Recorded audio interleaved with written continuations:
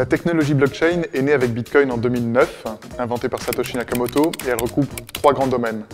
Le premier, c'est que c'est un réseau de transactions peer-to-peer. Ensuite, c'est une base de données distribuée, qu'on appelle la blockchain. Et enfin, une unité de compte, le Bitcoin, qui circule sur ce réseau et dont les transactions s'enregistrent dans la blockchain.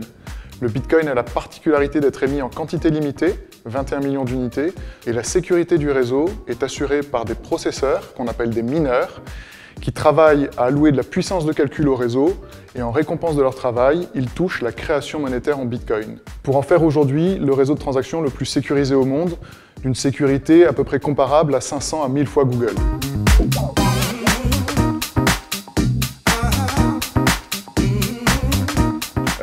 Ce que la technologie peut apporter au plus grand nombre sont 2 choses. La première, c'est qu'effectivement, Bitcoin développe un nouveau type de monnaie, une monnaie décentralisée et complètement libre, qui peut être une alternative pour certains aux monnaies qu'ils utilisent pour certains usages.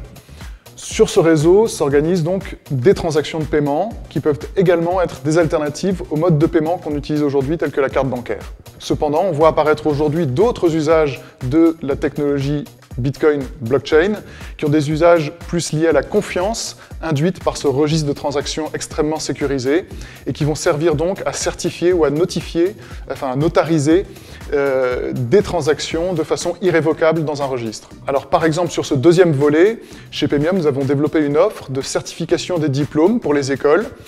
À cette occasion, l'université Léonard de Vinci va prochainement émettre ses diplômes. Et avec Paymium, nous allons mettre ces diplômes sur la blockchain de façon à ce que le diplôme émis par l'école au mois de juin 2016 soit enregistré de façon irrévocable dans cette base de données et que chacun, un tiers, puisse vérifier que tel étudiant est bien effectivement diplômé de l'école à telle date avec un simple clic en vérifiant sur la blockchain.